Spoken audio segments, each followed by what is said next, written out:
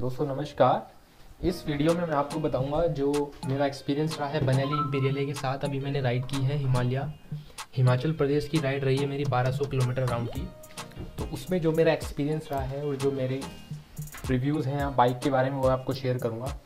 सबसे पहले तो मैंने जो बाइक है सिटी ट्रैफिक में मैं डेली बाइक राइड करता हूँ। उसके अलावा मैंने माउंटेन से बाइक चला ली है और मैंने हाईवे पे बाइक चलाई है। तो सबसे पहले अगर हम बात करें बाइक की माइलेज की, तो ट्रैफिक में बाइक का माइलेज जो अभी मेरे को मिल रहा है वो 28-29 का मिल रहा है सिटी ट्रैफिक में दिल्ली में।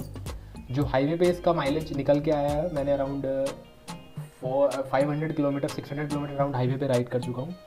तो उसका मेरा जो माइलेज है वो 38, 37, 39 इसकी रेंज में आ रहा है। और जो माउंटेन्स हैं, जो अप हिल्स में मेरी जो मैंने अराउंड 2000 मीटर के एलिवेशन पे 2500 मीटर के एलिवेशन में बाइक राइड की है। तो उसमें मेरा जो माइलेज आया वो आया है 32-33 के अराउंड, 31 से 33 के अराउंड माइलेज आया है। तो ये तो माइलेज की बात हुई। अब अगर मैं बाइक की परफॉर्मेंस की बात करूं तो मैंने लास्ट टाइम उत्तराखंड राइड की थी क्लासिक 350 के साथ, रॉयल एनफील्ड के साथ। अगर मैं इन दो राइड को कंपेयर करूं तो अराउंड सेम डिस्टेंस की राइड रही है, सेम माइलेज मेरे को क्लासिक 350 में भी सेम माइलेज था, इसमें सेम माइलेज है। लेकिन जो मैं राइड कंफर्ट की बात करूँ तो इम्पीरियल उससे मेरे को बेटर लगी, उसमें राइड कंफर्ट ज़्यादा है।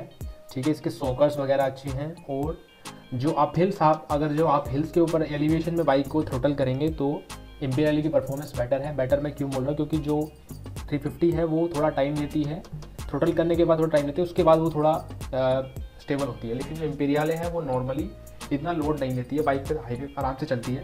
अगर मैं राइडिंग कंफर्ट की बात करूँ तो राइडिंग कंफर्ट मेरे को इम्पीरियल में बेटर लगा, एक्सेप्ट इसकी हैंडल जो है, हैंडल बार है वो स्लाइटली अपराइट होता तो अच्छा लगता। जैसे इनफील्ड में जो क्लासिक 350 का जो हैंडल बार है वो काफ़ी अपराइट है, तो वो मेरे को थोड़ा कंफर्टेबल लगा एज़ कम्पेयर टू इम्पीरियल। लेकिन जो सीटिंग है, कंफर्ट है, वो मेरे को इम्पीरियल का बेटर लगा। और जो इंजन है, वाइब्रेशन तो आपको पता ही है, वाइब्रेशन जो मेन इशू है 350 का, वो इसमें वाइब्रेशन आपको 70-80 पे जाके वाइब्रेशन इसमें हल्का हल्का स्टार्ट होता है। इम्पीरियल में 70 तक आपको कोई वाइब्रेशन मुझे नहीं दिखा। और हाईवे पे मैंने जो इसकी स्पीड थी 100-110 तक मैंने राइड की है, मुझे कोई दिक्कत नहीं हुई है। ठीक है, 100 तक बाइक नॉर्मल चली है, उसमें हल्का फुल्का वाइब्रेशन था बाइक में जो नॉर्मल की स्पीड में होता है। और जबकि क्लासिक 350 जो थी वो मैंने 90 तक भगाई थी, उसके ऊपर मेरे को भगाने में ज़्यादा काफ़ी वाइब्रेशन मेरे को फील हुई उसमें। तो अगर मैं ओवरऑल कहूँ तो मुझे इम्पीरियल थोड़ी क्या ज़्यादा बेटर लगी क्लासिक 350 से। जो मैं वेट की बात करूँ तो बेनेली इम्पीरियल का जो वेट है 210 kg है, और जो क्लासिक 350 का वेट है वो 190 अराउंड kg है। तो वेट में अराउंड 20-25 किलो का फ़र्क है। लेकिन जो मेरे को इसके बावजूद भी बेनेली इम्पीरियल हैंडल करने में और जो चलाने में, पहाड़ी एरिया पे जो आपके टर्न होते हैं, शार्प टर्न्स होते हैं, उनमें मेरे को बेनेली इम्पीरियल ईजी लगी। मैन्यूवर करने में बैलेंसिंग उसकी मेरे को थोड़ी स्मूथ लगी। तो बैलेंसिंग के मामले में बेनेली इम्पीरियल मेरे को बेटर लगी।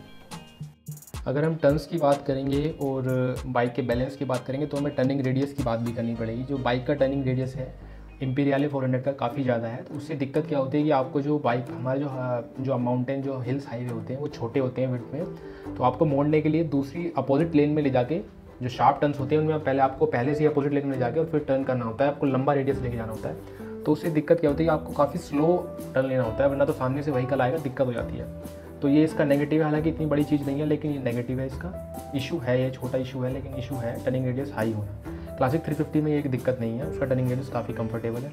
लेकिन ओवरऑल जो बैलेंस है वो इम्पीरियल का मेरे को बेटर लगा। तो अगर मैं परफॉर्मेंस की बात करूँ तो इम्पीरियल 400 थोड़ी मेरे को बेटर लगी, स्लाइटली बेटर लगी क्लासिक 350 से। मेंटेनेंस की बात करें तो मेंटेनेंस भी ऑलमोस्ट मेरे को अब सेम हो गया है, क्योंकि इन्होंने इनकी सर्विस कॉस्ट कम कर दी है इम्पीरियल की।